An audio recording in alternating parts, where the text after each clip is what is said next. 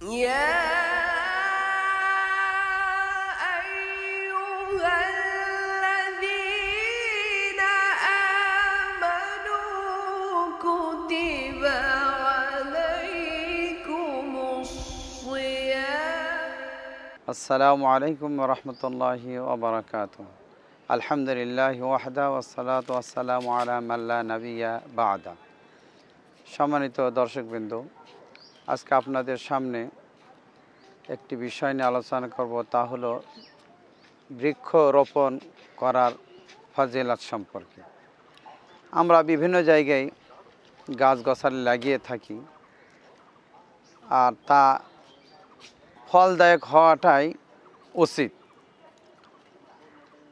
রাসূলুল্লাহ সাল্লাল্লাহু আলাইহি সাল্লাম বলছেন, মা মিন মুসলিমিন ইয়াগরিসু গারসান আও ইয়াজরাউ জারআন ফায়াকুলু মিনহু তায়রুন আও ইনসানুন আও বাহিমাতুন কানা লাহু সাদাকাহ।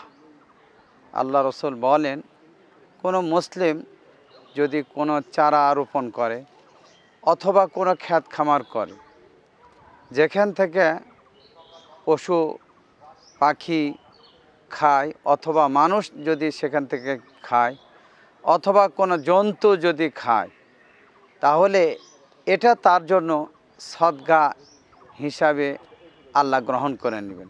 সুবহানাল্লাহ। কাজেই আমরা বুঝতে পারছি যে বৃক্ষরোপণ করা অত্যন্ত ফজিলতপূর্ণ। আর যারা এখান থেকে চাষাবাদ থেকে হোক বা বৃক্ষ থেকে কোনো ফল বা চাষাবাদ থেকে কোনো যদি ক্ষেত খামারে কোনো যদি কিছু খায়, তাহলে এটা ওই ব্যক্তির আমল নামায় সদকা হিসাবে গ্রহণ করা হবে, যে ব্যক্তি এগুলো চাষাবাদ বা বৃক্ষরোপণ করে। শুধু তাই নয়, আনাস থেকে একটা হাদিস বর্ণিত, রাসূলুল্লাহ সাল্লাল্লাহু আলাইহি ওয়াসাল্লাম বলছেন, কিয়ামত যদি সংগঠিত হয় আর তোমার হাতে যদি একটি চারা থাকে, তাহলে এটা যদি সম্ভব হয় কিয়ামত সংগঠিত হওয়ার পূর্বে যদি রোপণ করতে পারো, তাও রোপণ করো। দেখুন, আল্লাহ রসুল বৃক্ষরোপণ করার কি তাগিদ দিয়েছেন বা গুরুত্ব আরোপ করেছেন। আসুন আমরা যেখানে সেখানে সুন্দর জায়গাতে যেন আমরা বৃক্ষরোপণ করতে পারি, যাতে ফলদায়ক বৃক্ষ হলে ভালো হয়।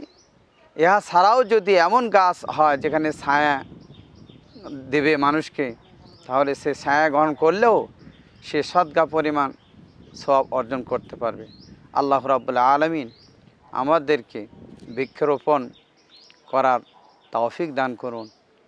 এই আহ্বান রেখেই আমি আজকের আলোচনা শেষ করতেছি। আসসালামু আলাইকুম ওয়া রাহমাতুল্লাহি ওয়া বারাকাতুহু।